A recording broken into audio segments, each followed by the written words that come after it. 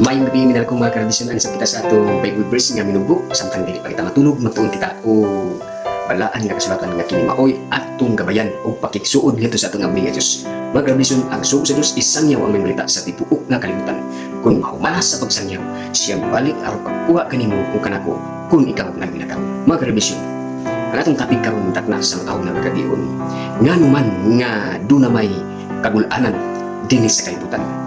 Kung atong nunaon mga tradisyon, ang Diyos tinuod gugma nganong daghan man ang kasakit dinis sa kalibutan, sama sa gubat, sama sa sakit, sama sa kagubot, sama sa kalimidad, sama sa kagutom o labi na sa kamatay. Mga tradisyon, nga tuod no nganong nahitabo mani nga ang Diyos mantana gugma.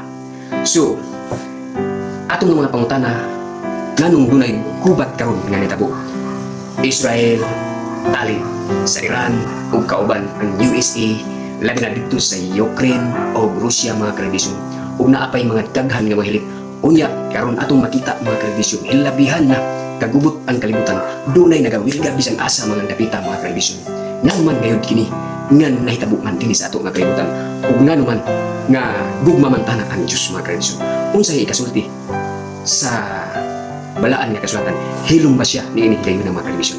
So atong tanawon mga tradisyon dinhi sa Roma kapitulo 5 bersikulo 12 ganang diri.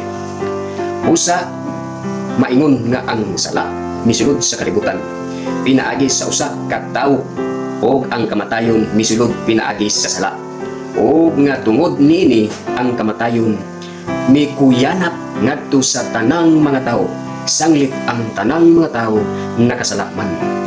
Mga tradisyon tinaw kaayo ang gisulti sa balaan nga kasulatan nganong dunay mga kagubot, kamatay, mga sakit ug mga trahedya dinhi sa ato nga kalibutan gumikan sa usa lamang ka tawo mga ginikanan kaniadto. Ngani mga tradisyon atong makita ug malantaw kaniadtong panahon nga ang Dios nagbuhat sa kalibutan diin perpekto gayud. Mga tradisyon sama sa paraiso dito sa langit. Mga tradisyon mautoy gipuy-an sa Dios ngani ang paraiso gibutang usab ngadto sa taman sa Eden. Mga tradisyon so perfect ang kalibutan. Mga tradisyon nga gihimo sa Dios apan sa usa lamang ka tawo. Mga tradisyon may kanat ang kamatayon sa tibuok nga kalibutan.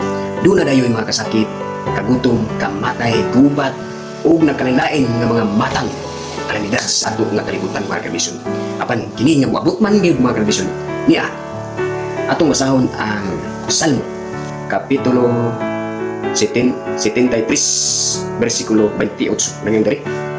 Apan maayo alang kanako ang pagpahaduol ngadto sa Dios, ang Ginoo nga si Jehova gihimo ko nga akong dalangpanan aron isubilin ko ang tanan ng mga buhat.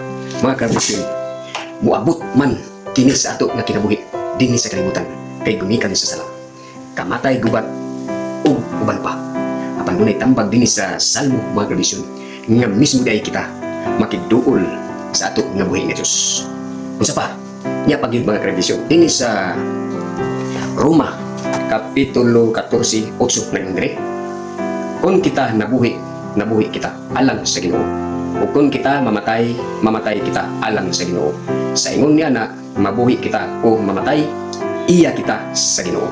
Mga tradisyon sakto giingon sa Salmo. Mga tradisyon nga moabot ang mga kagubot dinhi sa kalibutan, kamatay, maigo man ta og misail. Mga tradisyon apan ang atong kinabuhi ready na kay kita nakigduol man sa Dios. Kung kita mamatay dili itugot sa Ginoo nga pagbalik niya buhi kung ikaw patay. Mga tradisyon sakto ang iyon sa Roma.